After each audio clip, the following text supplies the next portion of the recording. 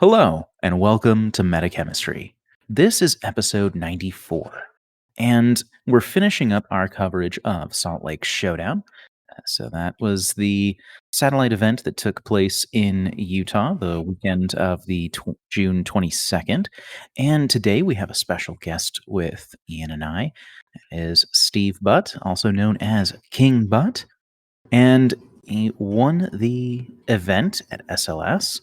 And that's what we want to talk about today and see kind of what led to that, what the games were like, any interesting things that happened, and good stuff.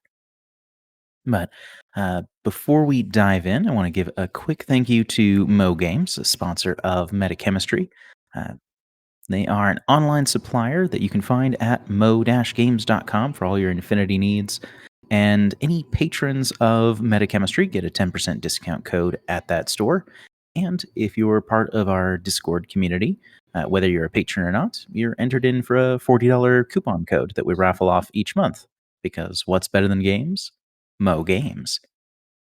So, as I said, it is Ian, Steve, and myself. So, first off, Steve, thanks so much for hopping on. We really appreciate you coming on to the show.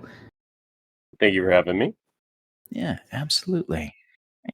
And so, for people that aren't familiar, can you talk a little bit about how you got into tabletop games and kind of what that background looked like, how you found Infinity, and how you've found success since? Well, as far as tabletop games in general, Infinity is my first and kind of only one. I've played one game of Warhammer Mm-hmm. after playing like Infinity for a year or so, but otherwise, yeah, it's just been Infinity. It was actually during COVID in late 2021. My friend who is well, his username is Duke Thundercock, and so yeah, late 2021, he forced all of his friend group to pick a faction, learn how to play the game, and so every other month or so, he would host a wargaming day at his house and just taught a bunch of us the game. I started off with military orders and stuck with that for a good while, and then it was like, I want some mimetism. I want some MSV. Let me Yep. get this Varuna faction because I have a cutter painted up, and that's kind of how I got into Varuna.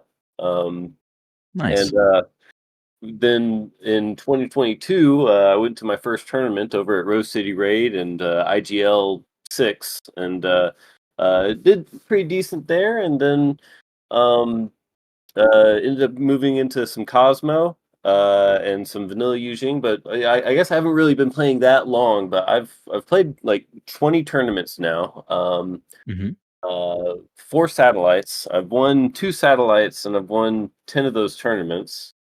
Got second at 5 of them. Pretty awesome. Um, so I'm doing pretty well with it. But yeah, that's kind of where I'm at now. Yeah, I was going to say that anyone who watches the CB Studio updates with any regularity, your name probably sounds familiar. Yeah. But it's definitely come up in the community. I'm sure that most of our listeners will have at least heard of you if they don't know you. So very cool. So that being said, it sounds like you're a pretty prolific tournament participant, and so you see you've been playing for a couple years now. Have you been able to make it till SLS each of those years since you started playing, or? No, this is actually my first time at SLS. It's my first time traveling to a tournament in general. Usually, like one thing that's very nice about the Portland, Oregon meta is we have 2 or 3 places that pretty regularly host tournaments. Over in Vancouver, Washington, we have Mindtaker, which does like 20-person tournaments every other month, and I've gone to most of those. Very And cool. then we have a few other places like Glimpses and Shiv and we had Rose City Raid, which was a huge tournament that they did every year. But no, this was my first time at Salt Lake Showdown, and um, yeah. Other than that, I did some online tournaments at IGL. Cool. So, as somebody that played Varuna at SLS, kind of why did you pick them specifically for Showdown? Biotech 4. If Biotech 4 was not in that mission lineup, then I probably would have gone vanilla Yujing. But Biotech 4 kind of demands you don't play vanilla. So had to pick a sectorial, and the mission lineup in general was very second player focused, and Cosmo really likes to go first, and Varuna loves going second. So For sure. plan was just pick deployment every time. If they want to pick second turn, then great. I'll just have some fun. And if they pick going first, then I'm kind of in my ideal situation. Yeah, absolutely. And that's kind of fun to have factions that are just so different to play with. So I mean, that doesn't surprise me that Cosmo would have made it onto your list of things to play, given that it's just a far cry from Varuna, to be sure. Yeah, I picked up Cosmo during IGL. I tried out one of the maps, and I'm just like, I can't shoot anything. I have to get past way past the midline to even see their deployment zone. And they can put repeaters everywhere. So I'm like, okay, well, if I can't, see anything, I might as well just pick something that doesn't care about that. Pick Cosmo, go Bears, and just charge right in. And that's why I ended up going Cosmo. Yeah. And so, a slight tangent there. I mean, I've played very little TTS. I've played some, but no actual events. And I don't know if, Ian, I don't think you've played any TTS events that I can think of. No, not Yeah, my so it's a thing. little bit, yeah, fair enough. So it's a little outside of our wheelhouse. I know, so there's a little bit of a reputation for tight tables. Is that something that you still find as being the case? Or has that kind of shifted over the last, say, year or so? I think it has shifted. It's not as tight as it was. I actually took Varuna 2 this last satellite IGL, and I got second. It was they had very open tables in general. I'm like, oh, I'm actually comfortable playing Varuna here. I like they even had Armory. I wasn't opposed to playing Armory. That's how open the Yeah. table was this time. Gotcha. Fair enough. Yeah, that's something that I like getting that insight every now and again because it's just something I don't participate in myself. So it's kind of fun to see. It's almost, it feels like kind of a secondary meta in a lot of ways, but if, tables are shifting, I think that kind of helps homogenize the in-person and online metas a little bit, at least. Mm-hmm. Yeah. So, So then, with the mission lineup, you said that you really wanted to take Varuna because Biotech 4, and that everything else was kind of a go second kind of mission. Can you go into a little bit more in that thought process there? Because for example, I went first in 3 of my 5 games, and it was only my last game that I chose to go second when I had the option or to choose deployment. So I kind of have a little bit of a different view on some of that. Right. Well, I did actually choose to go first in firefight. I did choose uh that, but and I did end up going first in the final mission, but I did choose deployment there. But supremacy, is relatively obvious as end of round scoring, so I kind of hold on that. Capture and protect also has end of round scoring. I actually lost the lieutenant role in the first 2 rounds, so I didn't really have much of a choice, but I did end up choosing deployment for both of those and going second for both of those. Third round is Biotech 4. I chose deployment. It was actually against you, Devin. So yeah, that ended up being convenient. But firefight, with 16-inch deployment zones and no end of round scoring, I had no problem taking first turn, winning the lieutenant role. And then with resilience ops, it kind of depends on your tactical objectives, but quite often I'm perfectly happy going second because usually they're end of game scoring. Like I think the Right. vast majority of them are end of game scoring. So that's with Biotech 4. You want to you kind of want to go second because you want to respond. You want to make it hard for them to get out of the deployment zone. You want to post up, shoot them as they're coming out of the deployment zone, and then you get up into the deployment zone and into the zone, and that's kind of where you want it. Yeah, absolutely. Yeah, the Res Ops was the only one that I took deployment on, and I did it because I won the role, but the table was so horrifically lopsided that it was like I cannot let my opponent have the only side that's defensible. Right. Well, I think I brought like a lot more arrow presence than yours because I've seen your lists, and like I think you had like 1 or 2 helots. Yeah, and, one Hellet, Kamau Sniper, and a Orc Feuerbach. right. And while I'm running Kamau Sniper, 3 helots, 3 flash pulses, and a Fusilier missile launcher, and if I want to, the cutter. So it's a lot of arrow. It's a lot to chew through. It just makes going forward so difficult. Absolutely. Yeah, and so you said this was the first satellite event that you've had to travel for. And I know you've gone to a couple satellite events locally, but did you have any special preparation or things that you like to do to get ready leading up to this or any other satellite events that you've been to? For this one, I played Biotech 4 just to make sure, hey, is Varuna terrible in Biotech 4? And my Sure. opponent actually played Steel Phalanx, and I'm like, oh, great, this is the faction I'm kind of worried about the most in Biotech 4. And it made me a lot more confident in the mission, so that did help out a good bit. But as far as my typical preparation for a satellite, this one's a little bit different because the usual satellites I go to are the IGL ones, the big international ones.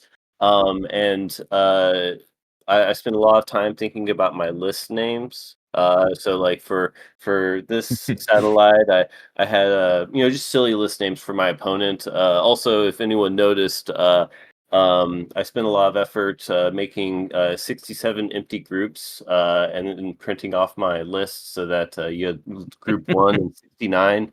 Because if you save a list with 67 empty groups, it just ends up collapsing them all and it won't come up as that. But the online satellite, I make stupid list names like I'll have a list name that's a list, and that list will be King Butt is the best, spelled out with the first letter of every unit in Combined Army. And also, I have a list name. There's no character limit for list names, by the way. So I have a list name that's about a page long. I can't actually send it over Discord because there's a character limit on Discord messages. Yeah, there is. But I spend way too much time doing stupid bullshit like that. If it's fun. Besides that, I do play a couple of practice games. I had my friend play some Torchlight Brigade against me so I could see what that was like. That preparation clearly did not help whatsoever because I almost got tabled by Torchlight Brigade at Salt Lake Showdown. But yeah, it helped. Nice.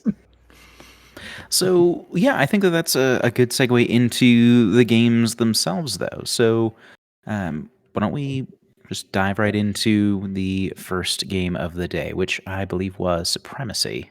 It was Supremacy, and that was against Steel Phalanx. My opponent was Jackry. I'm not quite sure how to pronounce his name, but yeah, he brought a very aggressive Harris with Akmon, Hippolyta, and Ajax, and then he had the normal Phoenix looking out and whatnot. So he put Phoenix out, and I'm like, okay, well, I'm going to put my Kamau and my missile looking at Phoenix, and he didn't know it, but I also had a cutter looking at him too. So he starts moving the Harris around, and he ends up getting gets the whole Harris clipped by a Hellet. So I'm hitting on 8s, and I roll 2 6s, and he fails one dodge and succeeds the other 2 dodges with lower than 6, and so he ends up taking 2 saves on each. And Hippolyta and Ackman actually roll their saves fine, but Ajax burns to death because he's Oh, wow. got power. And that was how we started the game. Yeah. He runs Ackman up to hit the console and gets hit by the QAZ creature. He activates Phoenix, and Phoenix just gets melted. Like, he doesn't even beat out the Fusilier. He throws 2 shots into the Kamau and 1 into the Fusilier, I think, and he just gets wiped off the board. Oh, and I had my Fusilier looking at his. He had 4 Therakites in Group 2. I had a Fusilier looking at the Fusilier missile launcher, looking at one of them, and my Kamau looking at the other one. And this is across the entire board. So he had a light rocket launcher, and like he just moved and dodged and hoped, and he didn't hope hard enough. But Sounds right. that was game 1. It was pretty brutal. Yeah. Cool. So, like, what was the score end up looking like for that game? I believe it was 10-3 because he did hit all 3 3 consoles. So he did a good job there. Like, he was like, okay, well, this like after Ajax burned and Phoenix was off, he's like, okay, I gotta get some OP, and he just rushed his specialists to hit the buttons. And honestly, that's what you kind of gotta do sometimes. It's a good way to kind of right the ship, and it probably helped his standings out a lot. They had 3 OP there at the end. Yeah, absolutely. I mean, I feel like a lot of those rankings can get extremely close. So even just getting one more objective point where you can squeeze it out can usually snag you an extra placement, and sometimes 2. Yeah, I mean, considering how the tournament ended, yeah. Mm-hmm. Yeah, because you took first, but I think Cobra Prime was tied for victory or tournament and objective points, and you won out on second tiebreaker. I only beat him out on victory points. Yeah, that's impressive. Have you ever played Rob before? What's that? Have you played Rob before? I have not played Rob before. We've played in a few tournaments together, but we've never met. Okay. Yeah, he is scary good on the table. Those tournaments have all been IGL. Okay. Because he's been to every single one, and I've been to most of them since 6. But no, we've never played each other. Yeah, I played as Assassins with my US at the Krug a few years back, and it was yeah, he rolled me real hard. Yeah, he's top in the country right now, so I kind of really want to play him. Yeah, and I think I was looking, he was like number 2 in the world as well. I think the number 1 is in Spain right now. Yeah, he is number 2 or 3 in the world. Yeah. Yeah, he's number 2 in the world right now. Yeah. Yeah, very, very good player. But yeah, so then we went to second game. Second game was Capture and Protect. And so what did that look like for you? So Capture and Protect was against Torchlight Brigade, and he won the roll-off and chose going first, and I'm like, I think that's the wrong choice, but because it has end of round scoring, but yeah, he just rolled me. So I put the QAZ zone like right next to my console. So he would have to go like a particular direction, like it completely closed off a direction. And then he puts out all his guys, and he has a 5-man fire team of 2 Wave Riders, Hippolyta, and 2 Rovers? Hellblazers. Or the close combat ones. Gotcha. Yeah, the Hellblazers. And I'm like, okay, well, I can put my Fusilier missile launcher to see this entire fire team from seeing through this little doorway. But I have to put him behind the QAZ zone, so I only get burst 1. Fortunately, he's got no prime out, so I'm just going to put my missile launcher here and my sniper here, and that'll lock down the board a little bit, because otherwise, like, I have to put him in my deployment zone, and the way the deployment zones were, they were basically walls. Like, you couldn't see past your deployment zone from the deployment zone. It was like literal 2-story buildings right outside the deployment zone, so you couldn't see anything. So if I wanted to cover any approach, I had to be on this little spot, and I did that, and then he put a prime down, and he made me ruin my day. They kind of do that. Yeah, I was an idiot that put both of my big ARO pieces behind a damn QAZ zone. So, now I'm just burst 1. He's burst 4 because he put his prime in a Harris, and he just mowed them both down. He ended up taking a wound because I got lucky on a shot, but it wasn't enough. And then he ran his whole fire team up. Started shooting, like, he actually ended up putting 2 wounds on the cutter, because I revealed the cutter because he saw like 2 helots. I'm like, I think he saw 2 helots and a flash pulse. So I'm like, I'll just reveal the cutter too, and we'll just shoot everything at him. And that didn't work.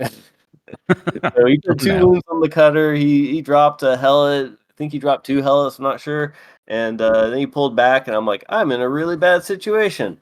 So I'm like, okay, well, I can get my Montessas over to, and I'll just template the whole lot of them, right? So I get the Paramedic Montessa. I run across the back. He has a Moonraker, and he's like, okay, ADHL. I fire that. And I'm like, you're on 5s. I'll dodge. He crits. Oh, no. So, yeah, he crits, and I, of course, fail to save. I failed both saves, actually. I think I rolled 18, 19. And I'm just I'm like, okay, well, this game got really hard because I got a cutter with 2 wounds, and both my ARO pieces are dead, and my Montessa is glued. So I ran my machinist over to repair the Montessa, and then I ran it over and templated the whole lot of them. Got the Wave Rider, the hacker Wave Rider, not the killer hacker one, down, and he dodged into the Montessa, but I had no more orders anyway, so I wasn't too concerned about it. And I wanted the hacker Wave Rider down so that I could move the cutter at all, because he had pictured around the cutter as well. Sure. So then I used the cutter for a couple of shots. I killed a couple of things, nothing significant, and then his turn, he killed that Montessa. He tried to kill the other Montessa, but I dodged away, and he got a Strider, got into my back line, killed my couple of Fusiliers, Machinist, Red Fury Strider, Machinist, Flash Pulse. And then he ended up getting and shooting the cutter in the back with a Red Fury in cover, and puts 1 wound on it, putting it unconscious. Well, that's enough to put me in retreat. Yeah. So I just run my Montessa all the way across the entire map, get within 8 of his HVT, and that's game. Well, I love pulling those off. That was my round 5. I last order was able to get 1 more point, and it tied us up, but I had 2 cards versus 1, so it flipped me over. Yeah. I had 32 points on the board in retreat. I've never had a retreat victory before. That was my first one. They're kind of satisfying when you pull them off. Yeah, and my opponent, I think it was Kazavon, I think his name was, he was a great sport about it. I would have been mad about it. He was not mad about it. But or if he was mad about it, he hit it really well. Yeah. I think my best one ever was way back. I was playing a Shaw's player, and with my US, and he puts me in retreat, and ends his turn, and I just smile and say I win, and he's like, what? And I'm like, I control the objectives. Like, well, those are camo tokens, they can't control. I said, yeah, but they're auto revealed when you enter retreat state. With I spend no orders, I win. And he was just like, he was so mad about it. It's a good reminder that Infinity is still objective focused, at least on a good chunk of missions. Yeah. He kept on saying that the problem is I had set up everything where he couldn't get to anything without killing everything. Yep. And, Right. He'll let my machinist alone, though. Yeah, Torchlight in particular, like, if Hippolyta can't get you there, the only other way is Bullet. Yep. And he had both of those in spades. So, what did the score look like on that one, out of curiosity? Oh, it was a 1-0. Gotcha. Oh, Yep. wow. 1-0, and he had, let's see, 211 to 71. So just barely Yeah. in retreat. But Montessas are a little pricey. I had like the Montessa and the Fugazi and the one Fusilier and a couple of Helots. Gotcha. Yeah, It tight was- squeeze to be sure. Yeah, I yeah. want to say it was kind of weird, but looking at the spread and the of the objective points scored across everybody, and even on the top tier of everything, like it was pretty low objective points scored for, considering out of 50, I think like you ended with what, like 28 or something.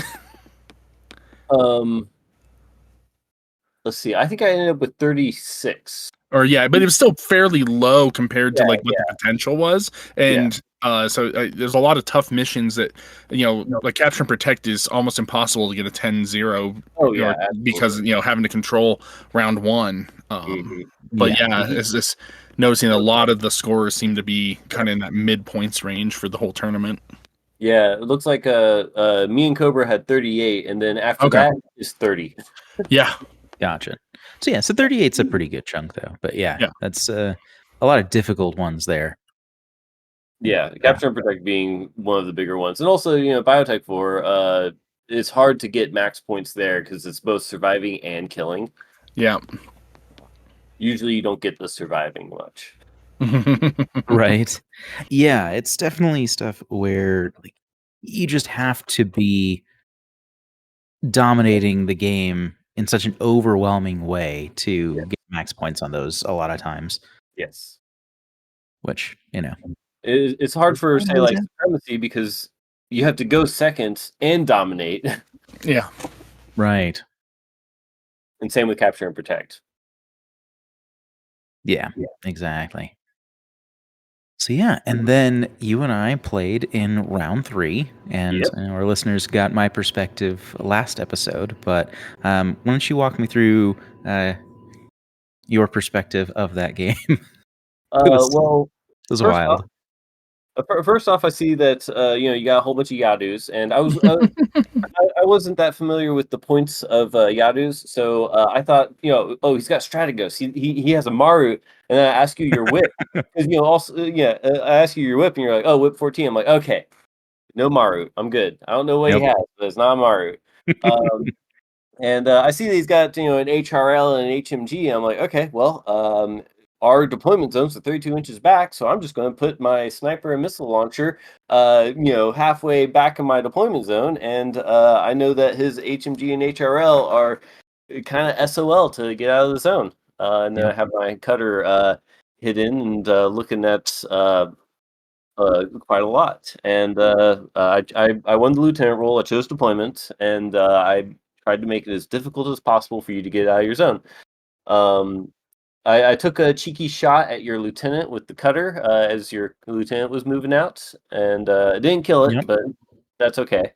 Then your Yadus came out, and you were I think you were at like 31 inches or something like that with that HMG, and it was just out. It was just out. I think. Yeah, and that was with a 6-inch move forward, and I knew he was gonna die, most likely. Just to slingshot him out, I just still wasn't in range. Yep. And then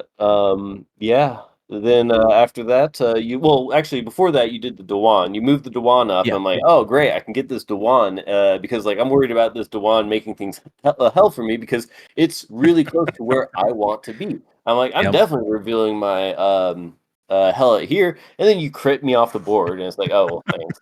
You're rolling on at 11. But you crit me off the board with a Flammenspear, and then you bring that sniper up to take out the Fusilier missile launcher. That was a great move. Then it was my turn, and I run up, I kill your HRL Yadu with the cutter. And then I run over and shoot the Dewan, and you dodge. And then I bring up the Fusiliers, and I shoot the Dewan, and you dodge. I shoot the Dewan, you dodge, you dodge. You dodged 6 times. I'm shooting on 15s and 16s with burst 4, and you dodged Yep. right into my cutter. And I'm like, great, you've fallen for my trap because finally I can nail this guy. And I shoot into melee because, I gotta get this guy. And Yep. you finally go Exactly. down. But the problem is, I just wasted, I don't know if it was 6 or 7 orders shooting Yeah. a Dewan on my I need to get out of the zone turn. Mhm. And so, yeah, with that, I just leave the Montessas in the zone because why not? They're Sure. 2 Yeah. wound with BTS 6. And my lieutenant goes down, paramedic goes down, all the Fusiliers go down. The Yep. Kamau stays up, which was nice. But yeah, then after that, but the thing is, I've got a cutter. I'm not too worried. I got a cutter. Sure, I'm gonna have a lost turn, but I'm still gonna get a few orders on this guy, and I'm gonna get some stuff out. And then you emer at my cutter, and I'm like, man, this guy's an asshole. Yeah, it's all me. It's not you deploying in the tower. No, it is not me deploying in the tower. This is all you. Oh, but yeah. So actually, I get my cutter emer at it. And I'm like, well, at least my machine is alive. Maybe I can get him out of the zone. I don't. Like Yep. he goes down the next time. That's okay. I shoot a couple of things with the Kamau and Mhm. my Helots. Oh, the Helots. Oh, that was a funny little interaction too. Like, so yeah, you shoot that one Helot. He's got an SMG versus your heavy pistol, and Yep. I crit you so many times. Like, yeah, and you just made Yeah. all your saves, but I can't really be mad about you making saves when I'm critting you. Right. So yeah, that was a pretty funny game. And then I just run my Montessa. I do all my classifieds on the final turn, and that's pretty much how it ends. And my cutter is just a brick in the middle that is uh, alive, which is the important part. Exactly. Yeah. Yeah, I know that was definitely one thing where it's like I don't have anything that's going to be able to realistically take down the cutter with Right. the orders that I have. Like I was trying to at that point get classifieds, and I think I got 2. But Yes. then and while you had 1 at that point, but then you got 2 and secure Yep. on the 2 counting secure on the last turn. And I'm like, well, that's not going to work. Yeah, because I needed the one that it was either net undermine or like something with the HVT, and I got over there, I got it, and I'm within the HVT, so I was all good with the Yep. Montessa. The Montessa, that paramedic Montessa could do all 3 of my classifieds, so it was nice. Yeah.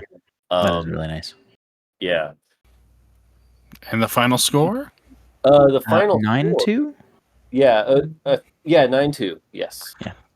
Because you couldn't drop that that cutter, huh? If that Dewan went down 2 orders earlier, but honestly, the Dewan taking so many orders made it a very interesting game. Otherwise, it actually would have been pretty bad. Like it would have been a pretty boring game. Yeah, like it was like looking at the board, like I was sweating bullets as soon as you picked deployment. I'm like, there's not anywhere to be that's out of sight, basically. Oh yeah, there was a tall sniper tower in both deployment zones, overseeing the entire map, which is great for me. Yeah. Not that great for you. So yeah, I was enjoying the map, not from a competitive standpoint, but I was enjoying the map. Yeah, it was pretty wild. Like I deployed basically on the only side that I could have, because I could have deployed on the right, which would have avoided a bit of sight from the tower, but then I wouldn't really have had hardly any cover, and then you would have just deployed stuff over there, and it would have been just as bad or worse. Yeah, I probably would have left the cutter and hidden deployment over there until like your last order or two. Then would have just spent all orders on the cutter and just had it core out the list. Yep. Yeah. Yeah, so the reason there's no Marut is that Yadu core is between 170 and 180 points. yeah, that's not 202 points, so you can still fit a Maru. I mean, I could. All right, yeah, fine. 6 models is not great for a list. It's true. But yeah, so that concluded day 1. And then day 2, I believe the 4th round would have been firefight. Yes, it was. That was against Hay, and he had an immediate advantage. Even though I won the lieutenant role, we were on the Japanese table and he was playing JSA, so he had home field advantage. Yep. But yeah, I won the lieutenant role, and I went first. He put his he had a Keisotsu core with Keisotsu missile launcher, of course. Sure. He saw what side I put my machinist on. I put my machinist on the right, so he put his Oniwaban on the basically on the same side, because he's like, oh, the machinist is over here, so the cutter's going to be over here. I don't think like that. I just find a place for my machinist, and I'll get the cutter there eventually, maybe. Who knows? I put the cutter where I want the cutter to shoot. Right. And this was actually I built a list for firefight. My other list I used for all 4 other missions, but I used just this list for firefight. And pretty much the only thing different about it is, instead of it's very specialist light, but it also brings in a Red Fury Echo Bravo for the parachutist stuff. I couldn't bring it in on the first 2 turns, but I did end up bringing it on the 3rd turn. But yeah, so he put his Keisotsus out, my cutter with my holdback, so I brought the cutter out, and I shot through the QAZ zone so that his missile would be on burst 1, pasted it, got a few shots off on various things, put 2 wounds on a Karakuri with 1 volley, which was nice. Yeah, cutter did cutter things, and that was pretty much my first turn. It was I did work, I killed a few things, but it was honestly pretty nondescript. And then his turn, he brought up a Harris of let's see, it was a Shikami, Neko, and the Karakuri. He brought them up and he first off, he repaired the Karakuri a little bit because it's already got 2 wounds, and he ended up he did the burst 2 gizmo kit rather than repair, and put him unconscious. No. Yeah, they're only Phys 10, aren't they? Something like that, and then he repaired it and brought it back up. Brought it up to see the Kamau and brought it up to see the missile launcher, and brought the missile launcher down, and then he had the Shikami shoot my Montesa a few times. But one of the main things about what he did here, he used his lieutenant. He brought the Kuroshi Rider with the smoke grenade launcher, and he used the lieutenant to come around and shoot a bunch of smoke grenades, and he kind of left her out. And I'm like, huh. Now, my turn, I move the cutter across the map on my side to come up the side, because I see that there's an angle to shoot the Kuroshi Rider. And so I see him, and he's like, okay, I'll dodge with the Oniwaban, who is right next to where the Kuroshi Rider was able to be seen by the cutter. And, he didn't do this on purpose. He had put that Oniwaban over there because he thought I'd put the cutter over there, and I didn't. So it ended up working out really well for him. And I'm like, okay, well, I'll throw 1 shot into the Oniwaban for a surprise shot, and 3 shots into the Kuroshi Rider, and I ended up bringing the Kuroshi Rider down, and I ended up taking an HRL shot from a Ryukin, and actually taking a wound, which is good because I had repair as one of my classifieds. And so then the rest of my turn is just bringing the cutter back and repairing it, and getting classified that way. But yeah, so that puts him in loss for his 2nd turn, and so he doesn't really accomplish much on his 2nd turn. Then my 3rd turn, I bring in the Echo Bravo, and I just lay waste to the back of his stuff. And interestingly enough, he brings down. Let's see. He's actually beating me on VP because he brings down the Kamau, but he does it in a way that he doesn't have the orders to get up to my lieutenant and my specialist and all that stuff. So he runs a very risky Shikami, he moves for that, and the Karakuri gets a free shot on the Kamau, and I just put everything into the Shikami because if I let the Shikami get through, the Shikami is going to get my lieutenant, and that was highest up on lieutenants. But because he takes this risky play, he loses on VP.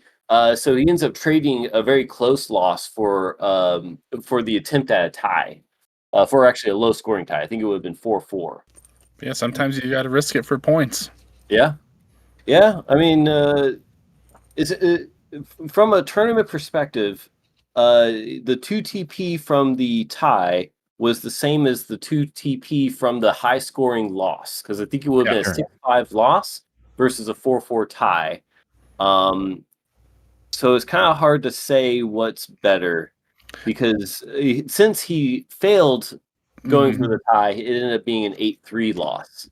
Yeah, so that's rough. But a 4-4 tie could still be good, because in this is kind of the dick move part, is that his points stay the same, but it drops your points, so it alters the whole rankings after that. Yeah, and if you care about Elo, which Elo doesn't matter whatsoever, if you care about Elo, tie is obviously better than a loss. Yeah, sure. But yeah, it ended up being an 8-3, 202 to 167. He was a very fun player. I loved the attempt to dodge into CC with the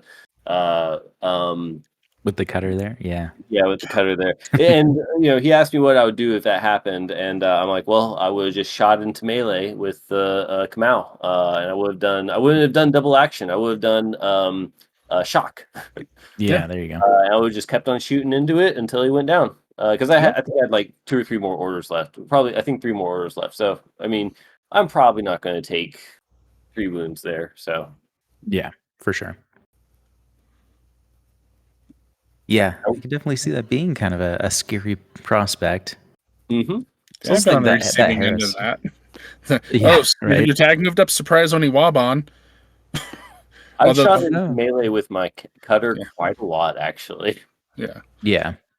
I had a fun one with Oniwaban into my Seraph and my opponent's face when I crit and he didn't. Mm-hmm. And then Oniwaban exploded. But yeah, it's definitely scary when something like that just comes out of nowhere into your expensive piece. Yeah, I actually played the Dice Abide. He played JSA, and he dodged an Oniwaban into my lieutenant, a little Rokot lieutenant. So I just bring the Endon Ranger over there, and it's just shame. I'm shooting on like 6s or something, and I actually hit I think 3 of the 5 shots. My lieutenant still goes down, but that Oniwaban was pasted, and that was the important part. That's right. Nice. So then we rounded out the event with ResOps. And so in case that listeners didn't catch this from our last episode, it was a normal ResOps game with the exception that the battle conditions were preset and you got to know in advance of the event. So they were Storm for +1 ballistic skill for MSV, X-Visor, and Biometric Visor users. And Urban Combat, which is +1 to your first move, or +2 to your first move if you're terrain total. Right. This had no influence on my list building. Fair. Because I was already bringing a Kamau sniper. I wasn't going to bring like another MSV for it. And, the movement's nice, but everybody likes the movement, and I don't really have much in the way of terrain total. I think I get the Zulu Cobras and Krokman to have terrain total. But, or I think one of them does, but I don't know if both of them do. But yeah, I didn't try to take advantage of that at all. So starting off, we see our matchups at lunch, and I've matched up against Sunenmeister or Clint, and I'm standing at the table, and he comes up to me before we're going to start, and he's like, "Hey, have matchups been posted?" I'm like, "Yeah." And so I watch him as he takes out his phone, goes to Facebook, goes to the group, goes to the post, scrolls down. You assholes. Like, you could have just told me. I could have just told him, but that wasn't funny. The moment of realization was worth it. But yeah, so he so I do win the lieutenant role, and I choose side. It is a very open table. It's a killing field, which is great for me. And he runs Bakinen, and he chooses second turn. Very bold, in my opinion. Yeah. But yeah, he had 3 that were end of game scoring. One was King of the Hill, another was Bring Beacons Back. I don't remember what his third one was. But my 3 were Silence the HVTs, Bring a Beacon Back, and N or Z. One of those 2 is the yeah. So I had to control a couple of zones. So he deploys. He's got a pure riot girl core, with missile launcher, boarding shotgun, Avicenna, Spitfire, and Fiddler. Fiddler, right? Yeah. He's bringing the Daemonist. He's got a couple of zeros with Mind Layer. He's got Bran. I'm being a complete asshole. I'm putting my objectives on top of a building. So he misreads his card, thinks he has to go for objectives. So he puts his Bran Oh no. right next to the objectives of the building. And I'm like, okay, I'm putting my fire team here on top of this building. You know, I can see you from here, right? Just letting you know. And he's like, oh crap.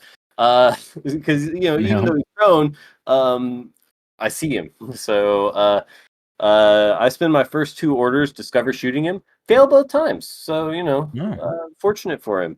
So then I just bring up the cutter, and I shoot at the Riot Girl missile launcher. First volley, he takes a wound, and he succeeds his guts check so he can stay up. Second volley, he rolls a 14 and a 13, and he's like, "That's a crit." And I'm like, "That's not a crit." And he's like, "Yeah, it is, because of the MSV and the all the pure bonus and all that stuff." I'm like, "No, because we're within 24." And we measure it out. And yep, we were like at 22 and a half or something like that. Yep. Just something my friend does all the time. Squire, I bring the Volkolak missile launcher, and he'll bring up his hack Tau, and he'll get within 24, and he'll just shoot at my Volkolak, and he'll get crit off the board because my friend Squire is very unlucky. But yeah, so I think I hit, and I think I crit once and hit twice on that volley. So Riot Girl is pasted. And I'm like, okay, well, I can see the Daemonist if I hop up on this building. So I run up. I'm hit by a mine. I'm like, I don't care. I'll just, it's just a shock mine. I take a wound. It's like, oh, okay, fine. I hop up on the building, and it's like close enough that like he gets a dodge, and like I come up and I see him. And he templates me, and I shoot him because I think we were like right outside of 8, but the template's like 8.3. And so he hits me with the template, and I burn to death with my armor 8 cutter from a damage 14 template. 13 or 14, yeah. Yeah, I hit twice. He makes both his saves, so I'm a little sad. On the way up, I do kill a couple of flash pulses, and I do get the Chimera. The Chimera is the important thing because I've now killed his missile launcher. I've killed his Chimera. He's got a Morlock with smokes, and he's got it's an 8/4 Morlock. He got good on the meta chemistry. And he's got the Riot Girl Spitfire.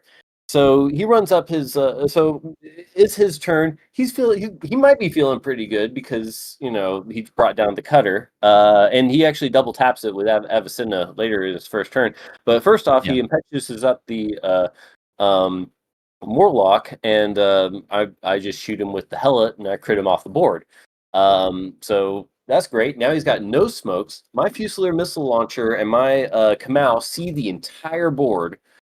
So he runs his Riot Girl Spitfire. It's a door, so he can't like slice the pie really. So he sees both of them. He's outside of 24. I think he's outside of 32 on one of them. Yeah. So he gets completely pasted there. He has no option. The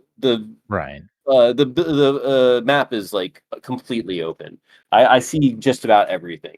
And then he's like, okay, well, so he jumps Brand down. I discover with War Core and I delay on the other two, and he moves Brand a little bit, and then the War Core succeeds his discover. He jumps down again, and he's taking hellet shots, um, flash pulses. He's taken the missile launcher and the Kamau all out of cover, and yeah, he gets pasted. And then he just is like, okay, well, I can't do anything. I surrender because he's got no gun outside of 16.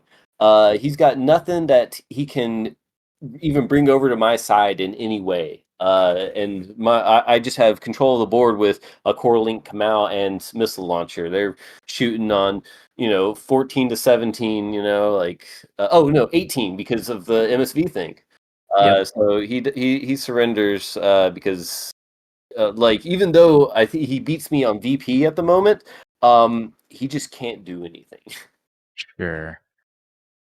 Yeah, it sounds like a pretty rough spot to be in. Yeah. Yeah. Now, if my cutter could only make a single save, right? Yeah, that's damage 13. Wild.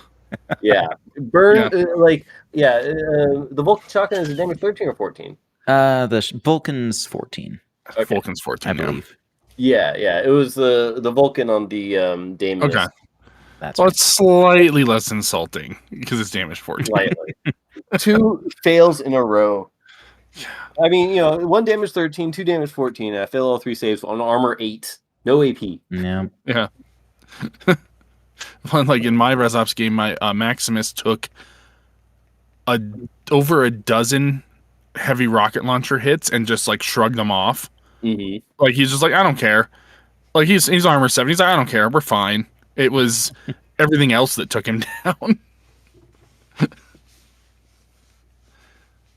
Yeah.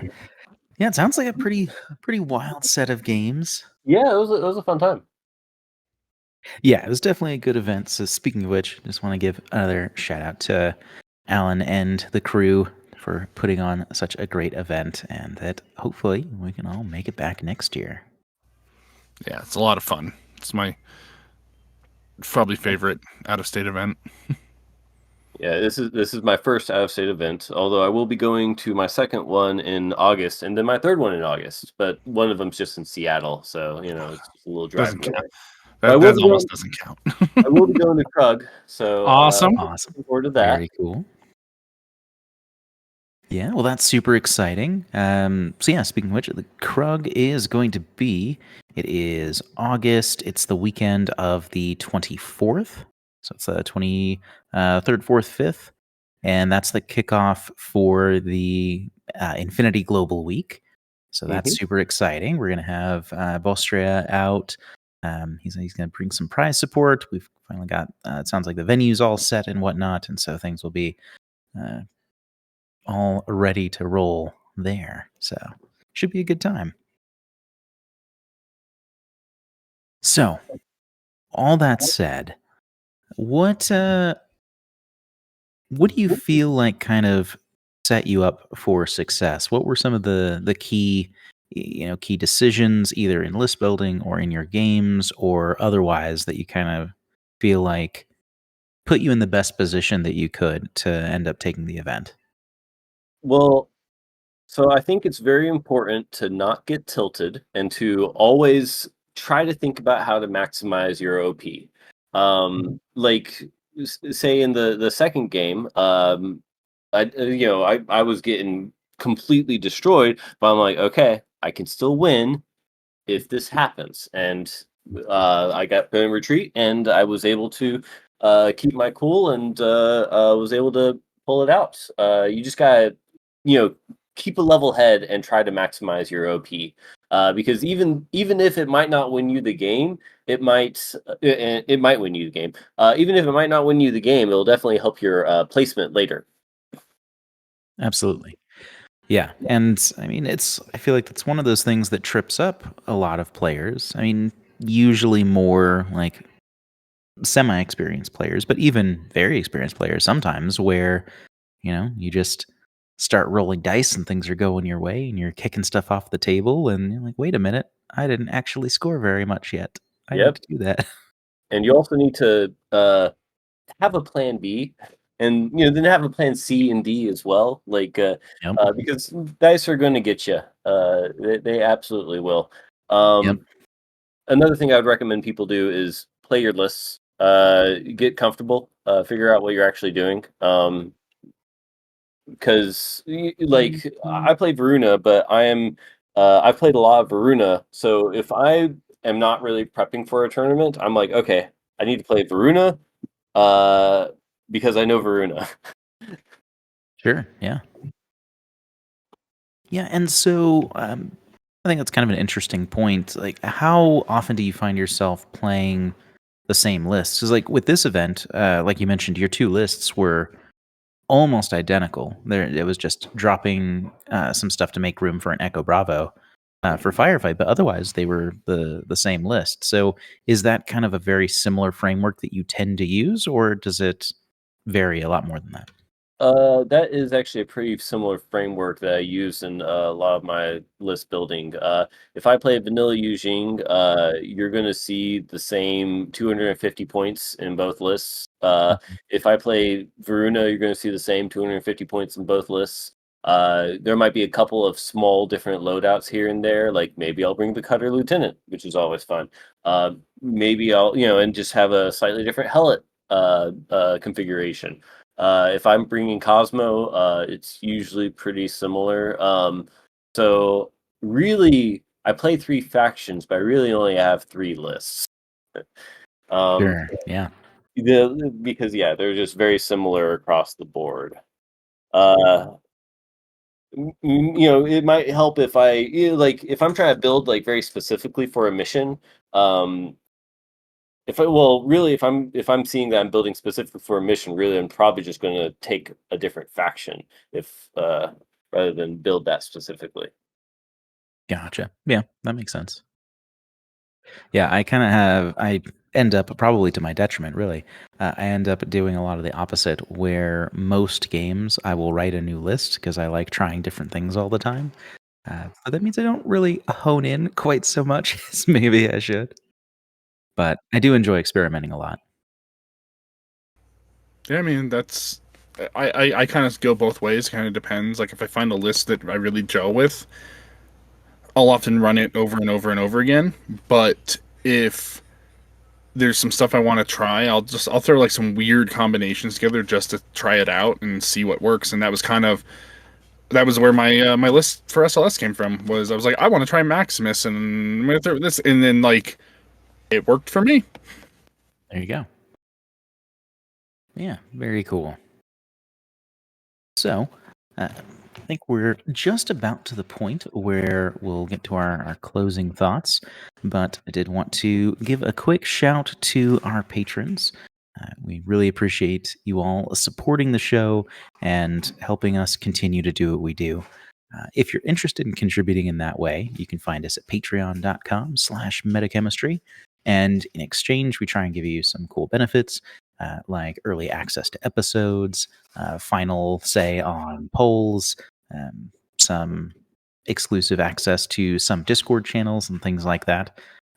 And everything that we get from that comes straight back into the show so that we can keep doing all this. And even if you're not able to participate in that way, we do have a Discord that's in our show notes. It's freely available for everyone, and we'd love to have you there. It's a great place to talk more Infinity. And, if you want to go over lists or painting or terrain, like we've got people who are into whatever facet of this hobby that there is. And, you can always chat with us and give us feedback on the show or ideas for episodes or things you want to hear and all that good stuff. But with that, I just want to come back to you, Steve, and do you have any final nuggets of wisdom for aspiring competitive players? Something that if you have someone local that comes up and is trying to improve their game, what's something that you would tell them that's some actionable advice for them? I think the best thing that you can do when you're starting out, even if you're not starting out, even if you just don't know everything, which most people don't, after you play a game, rebuild your opponent's list. It'll teach you what people bring for those factions. It'll teach you those factions, and it'll kind of train you to pay attention to what people bring on the field at that time. Because if you're like, okay, I need to remember what all is out here, so I need to pay attention to what's out here. Uh, it makes you pay attention to everything better. Yeah, absolutely. Yeah, because there's, it's like you've mentioned, playing very, very similar lists with minor adjustments is obviously very important to know that you have a good handle on what you're playing, but it's equally important to know what your opponent can bring to bear and things you have to look out for and all that good stuff. So, yeah, absolutely. Awesome. Well, Steve, once again, thank you so much for joining us on the show. It has been a pleasure. And with that, on behalf of Metachemistry, I've been Devin. Ian. And Steve. And that's the meta.